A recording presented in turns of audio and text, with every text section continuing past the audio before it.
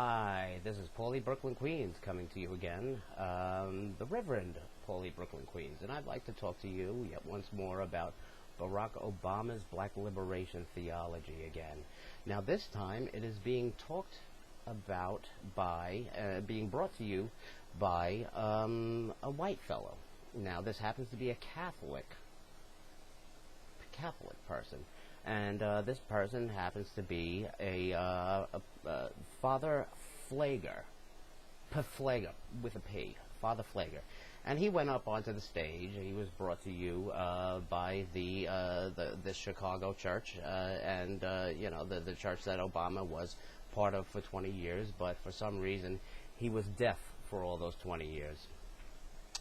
And this Father Pfleger is also a friend of Calypso Louis. Yes, Calypso Louis Farrakhan. Yeah, they call him Calypso Louis because Louis Farrakhan used to actually be a Calypso singer. Yeah, he was a singer who actually recorded records.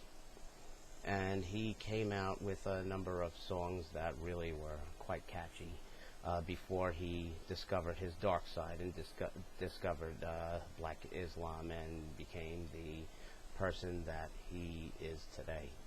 Now, this Father Pfleger got up in front of a black audience and became the self-hating white person that he is. Now, he got up onto the stage, totally made a mockery of himself, and he decided that he hates white people. And he also said nasty things about Hillary Clinton. Now, of course, there aren't too many fans of Hillary Clinton these days. But what he decided to do was not only make a mockery out of her, he decided to make an entire mockery out of every white person in the United States, and which is not good for Obama's campaign. Now, we had a situation with Reverend Wright, and that lasted for a while, and that was something that was pretty hard for Obama to shake off. But you know what? This fella comes on, and boy, oh boy, he just ripped open some brand new wounds. And you know what? That being said by a black guy who was indoctrinated, you know, by a white guy rather, who was indoctrinated by black theology, not a very good thing.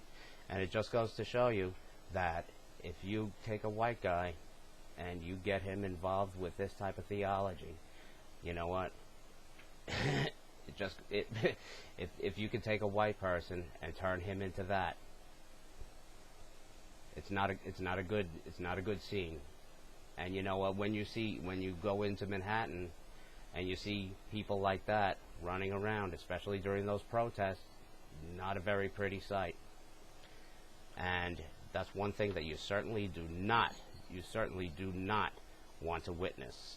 Now, these are people, you know, the white people that are supporting Obama in this day and age. As far as I can tell, those are the white people that are around today. Those are the people that are supporting Obama. That's the image that I currently have of the white people that are supporting Obama. You know, I got to be quite honest with you. You know, I got to be honest with you. I'm not a fan of John McCain. I really am not. I happen to be a very conservative person, and I'm not a very big fan of John McCain. There are a lot of things that I really don't like about that guy. He's very questionable when it comes to the border security. He's very questionable on a lot of issues, and as a lot of other people are saying, he is the least of the three evils. But when you're talking about this very scary situation, when it came to this Father Pfleger going up there on that stage and making a complete fool of himself, man, oh man, that's a scary, scary situation, you know. And now what I'm going to expect right now is that people are going to come out and they're going to start trashing the Reverend John Hagee, who was being thrown, you know, who was being attacked by the left-wing media, that John McCain had to, you know, throw out of his political circle. But the fact of the matter is that John McCain was not part of John Hagee's church for the past 20 years. He was not part of Rod Parsley, the Reverend Rod Parsley's church, for the past 20 years. So the fact of the matter is that John McCain does not have to answer for John Hagee or Rod Parsley. You know, he really doesn't have to. You know, what John Hagee, Reverend John Hagee and Reverend Rod Parsley have been doing for the past 20 or 30 years or however long they've been preaching, John McCain really doesn't have to answer to them.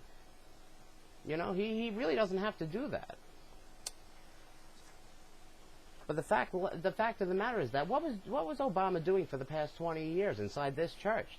It appears that what was he doing in the pews for the past 20 years in that church?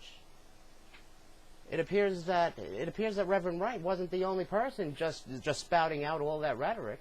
See that there are other people doing that. And from what I'm led to understand, this Father Pfleger has been there more than once.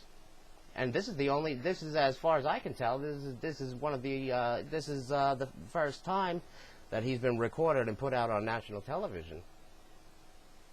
But he might have been recorded before. I'm sure that other times, you know, he's been recorded. You know, other times may come up.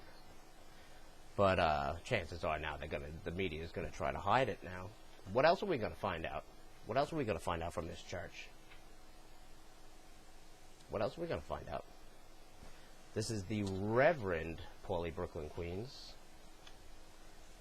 After all,